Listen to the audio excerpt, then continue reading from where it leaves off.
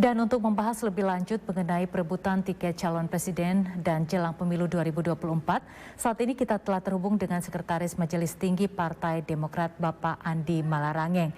Dan saudara, pernyataan Ketua Majelis Partai Demokrat Susilo Bambang Yudhoyono tentang dugaan pemilihan umum 2024 mendatang dikhawatirkan diselenggarakan dengan tidak jujur dan adil, memicu polemik. Berdasarkan informasi yang diterima Ketua Majelis Tinggi Partai Demokrat Susilo Bambang Yudhoyono di Pilpres 2024, konon akan diatur sehingga hanya diikuti oleh dua pasangan calon presiden dan wakil presiden. Selamat siang Pak Andi.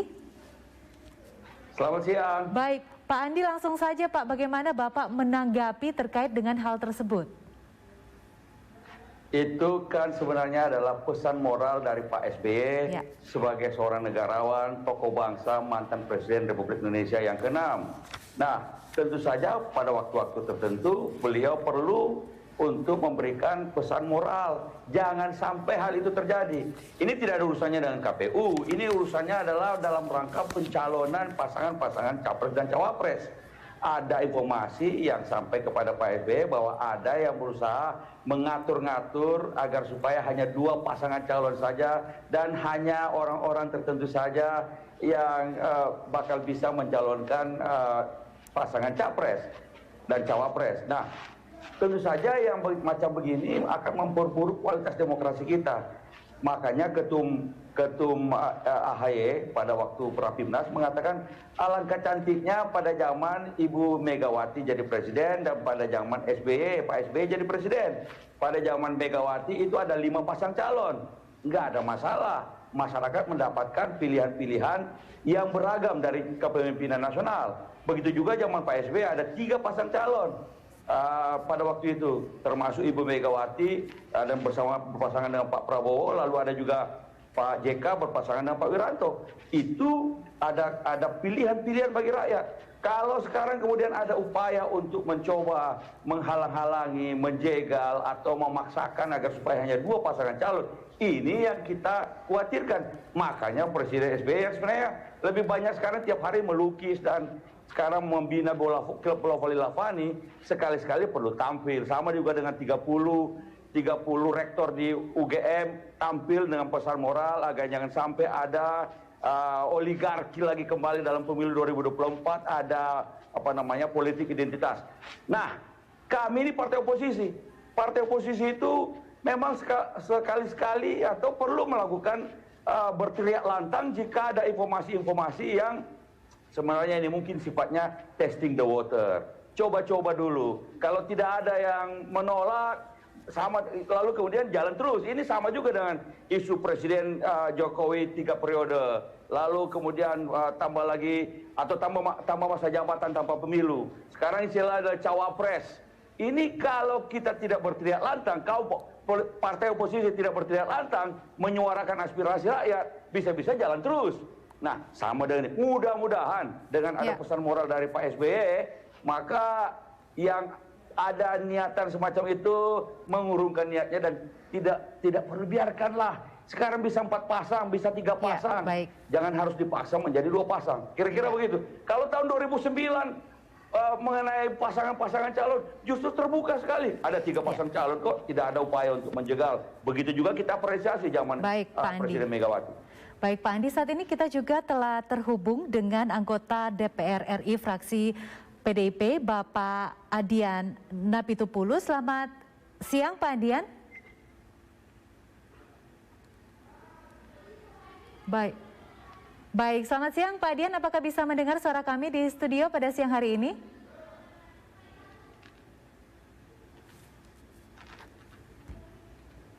Nggak kedengaran. Baik, Pak Adian, apakah bisa mendengar suara saya di studio siang hari ini? Mungkin Pak Adian bisa meng-unmute di komputer Pak Adian.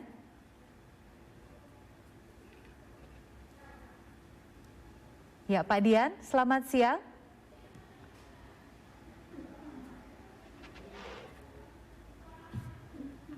Baik, mungkin kita akan, mungkin Pak Dian bisa memperbaiki audionya. Saya mungkin ke Pak Andi lagi. Ini Pak Andi, apakah kemudian artinya Partai Demokrat ini mengharapkan akan ada calon presiden dan wakil presiden lebih dari 2 pasangan begitu Pak? Kita harapkan begitu. Sekarang kan kalau kita lihat yang kenyataan, PDIP bisa jalan sendiri. Lalu terserah entah mau mencalonkan Ibu Puan atau Pak Ganjar. Kemudian ada koalisi KIB, walaupun belum jelas siapa jadi calon presiden dan wakil presidennya. Kemudian ada koalisi juga Pak Prabowo bersama Cak Imin PKB, walaupun kita belum dengar deklarasi siapa calon presiden dan wakil presiden. Kami pun Partai Demokrat sedang berusaha atau berbicara secara intensif dengan Partai Nasdem dan juga Partai PKS untuk mencalonkan pasangan calon. Mudah-mudahan ini juga segera bisa diwujudkan. Nah, kalau ada 4 calon pasangan presiden dan wakil presiden, ini kan juga cantik juga. Paling tidak kalau ada 3 juga cantik, mencegah polarisasi dan sebagainya. Intinya pesan moralnya yang disampaikan oleh Pak SBY adalah marilah kita menerima, kita bisa ada bersaing kok. Tidak perlu ada mencoba untuk menghalang-halangi. Kita tidak perlu mencoba menjegal satu atau menjegal lain. Biarkanlah berkompetisi. Manapun yang dipilih oleh rakyat, KPU menyelenggarakan, itu menjadi pemimpin kita semua.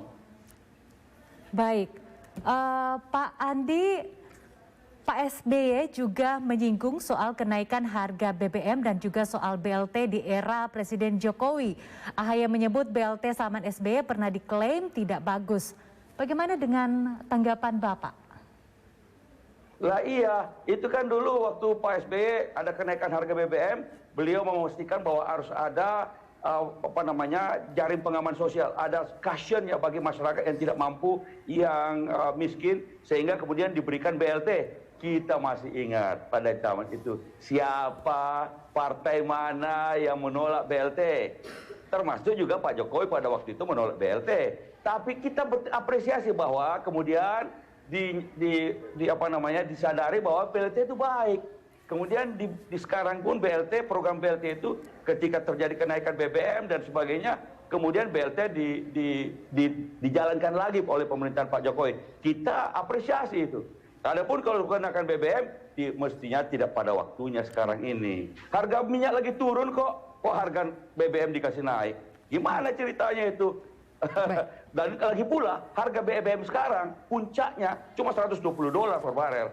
Sementara zaman Pak SBY puncaknya ada $150 per barel. Baik. Karena itu mestinya sekarang tidak perlu menaikkan harga BBM. Rakyat lagi menderita dan harga-harga pasti akan naik terus. Baik. Segala macam harga. Baik, saat ini kita akan kembali Pak Andi. Terlebih dahulu saya akan kembali menghubungi Bapak Adian Napitupulu, anggota DPR RI dari fraksi PDIP. Selamat siang Pak Adian, apakah bisa mendengar suara saya Pak? Bisa. Baik, Pak Adian, Partai Demokrasi Indonesia, PDIP ini langsung bereaksi terhadap pernyataan SBY yang menyatakan ada tanda-tanda Pilpres 2024 bakal digelar secara tidak jujur dan adil. Nah, sebelumnya juga Sekretaris Jenderal PDIP Hasto Kristianto menyatakan pemilu 2009 yang digelar di masa SBY dinilai syarat kecurangan, Pak. Apa tanggapan Bapak saat ini? Ya, kalau menurut saya SBY ini sedang bicara apa saya juga tidak tahu ya. Kenapa saya katakan seperti itu? Kalau dia mau bicara tentang potensi kecurangan pemilu, lebih baik dia mengkritisi soal aturan mainnya. Karena kecurangan itu kan dari penyiasatan terhadap aturan main. Tidak perlu menuduh partai, tidak perlu menuduh kompetitor lainnya. Ya evaluasi dong aturan mainnya. Dia punya wakil kok di DPR. Apakah undang-undangnya yang tidak benar, kurang tepat, berpotensi untuk kemudian disiasati oleh mereka yang terlibat atau bagaimana, kan bisa diatur di situ. Bagaimanapun juga curang tidak curangnya sebuah permainan akan banyak ditentukan oleh aturan mainnya. Begitu loh. Nah menurut saya koreksi dulu itu, nggak perlu liar kemana-mana. Sebelumnya AHY bicara soal perbandingan infrastruktur. Sebelumnya kemudian Demokrat bicara soal BBM. Terus saja dalam 1 minggu ini terjadi sekian kali pernyataan yang menurut saya kontraproduktif. Baik. Ini kontraproduktif. Ini tidak membangun pemilu menjadi pesta yang membahagiakan buat rakyat. pesta yang menggembirakan buat rakyat. Tidak. Kalau kemudian kita mau buka-bukaan data, kita juga punya data yang banyak, 2009, 2004. Tapi menurut saya itu sudah disampaikan oleh Sekjen. Yang saya ingin mau nanya adalah, kenapa tidak melakukan koreksi konstitusional? Apa itu koreksi konstitusional? Aturan mainnya. Sehingga tidak menyebarkan sebuah pernyataan, lalu menjadi heboh, sementara aturan mainnya yang kemudian menentukan kualitas pemilu itu sendiri, nggak diomongin. Undang-undangnya kah, PKPU-nya kah, pasal sekian, dan sebagainya. Mana? Nggak ada. Nah, menurut saya ini kebiasaan Partai Demokrat. Menyerang, menyampaikan sesuatu, memberikan pernyataan, tapi tidak dibarengi data. Sementara mereka punya wakil di DPR. Gunakan dong wakilnya di DPR, kader-kadernya di DPR itu untuk mengoreksi aturan mainnya. Begitu. Baik, Pak Andi tadi Pak Adian mengatakan bahwa tidak perlu mengkritik, namun harus mengkoreksi secara konstitusional, Pak Andi. Jadi kalau bicara tentang indahnya pemilu adalah pemilu yang diikuti oleh berbagai alternatif pilihan rakyat, calon-calon pemimpin nasional. Nah, ini baru indah. Ada, silakan, ada yang dari koalisi pemerintahan, ada juga dari partai oposisi. Itu baru indah. Silakan rakyat kemudian mau semuanya lanjutkan atau perubahan dan perbaikan. Bagi kami, partai oposisi, perubahan dan perbaikan. Dan kami sekarang ini memang secara lantang, kalau yang Pak SBY itu adalah pesan moral. Kalau Anda tidak merasa bahwa akan mengatur-ngatur sedemikian rupa supaya dan berusaha menjegal dan segala macam calon-calon lain, ya tidak ada masalah toh. Yang menjadikan itu pesan moral supaya jangan sampai kalau ada yang berniat semacam itu mengurungkan niatnya, itu aja. Baik, Pak Andi. Ini posisi kami kalau ada ini kapal berterlantar, jangan-jangan supaya ada, jangan-jangan ini testing the water lagi urusan tiga periode presiden, mau jadi cawapres atau memperpanjang masa jabatan. Tapi kami bertindak lantang semacam ini supaya semua rakyat juga mendengar. Baik. Kalau mudah-mudahan. Saya kembali ke Pak Adian. Baik, Pak Adian, kalau Anda mengatakan tidak perlu mengkritik, seharusnya seperti apa, Pak? Bukan tidak perlu mengkritik, mengkritik silakan saja. Baik. Tapi tingkat kecurangan sebuah pertandingan, tingkat kecurangan sebuah kompetisi, itu nampak peluang besar kecilnya dari aturan mainnya. Yang harus dikritik aturan mainnya. Jangan kemudian kita sedang bertanding atau menuju pertandingan, kita saling mengkritik kompetitor kita. Jangan. Baik. Kalau saya misalnya sedang mau bertanding lari, saya tidak akan kritik itu lawan tanding saya. Yang akan saya kritik adalah aturan mainnya. Kenapa? Disitulah kemudian peluang kecurangan. Disitulah kemudian peluang hal-hal yang tidak baik bisa dilakukan. Nah, kalau kemudian kata Andi Malarang yang tadi soal indah, indah itu kan soal perasaan ya. Menurut saya baiknya Partai Demokrat berjuanglah agar aturan mainnya diperbaiki sesuai dengan alat ukur keindahan mereka. Baik. Kalau mereka mampu meyakinkan seluruh anggota DPR. Kalau tidak ya jangan ngomong di luar dong. Kan bagaimanapun juga Partai Demokrat adalah partai yang pernah memerintah, pernah berkuasa. Dia tahu tata caranya. Dia tahu bagaimana kemudian bermain dan membuat aturan main, merubah undang-undang dan sebagainya. Ya rubah undang-undangnya. Dia mau kemudian misalnya semua orang boleh mencalonkan diri. Ya bermainlah di undang-undang. Tapi sudah berapa kali ambang batas presiden ini digugat di MK dan tidak pernah menang. Apakah kemudian dia mau menuduh MK juga bagian dari konspirasi kecurangan karena tidak mau merubah itu? Atau dia menuduh bahwa seluruh anggota DPR RI yang membuat undang-undang itu, mengatur ambang batas itu juga bagian dari konspirasi kecurangan? Termasuk kader-kader Partai Demokrat yang saat itu juga ada di parlemen. Kan nggak bisa begitu. Ini menjadi bias menurut saya. Sasaran tembaknya tidak jelas. Mau kemana? Kalau kita berbicara sebagai negarawan, ayolah kita melakukan koreksi secara konstitusional. Aturan mainnya, undang-undangnya, PP-nya, Perpresnya, Inpresnya, Kepresnya, semua kita koreksi. Baik Pak Adian. Itu dong. Baik. Ini tidak mengkoreksi apa. Kalau bisa saya jawab. Baik Pak Adian, terima kasih banyak atas waktu dan juga Pak Andi, terima kasih banyak atas waktu yang telah baik.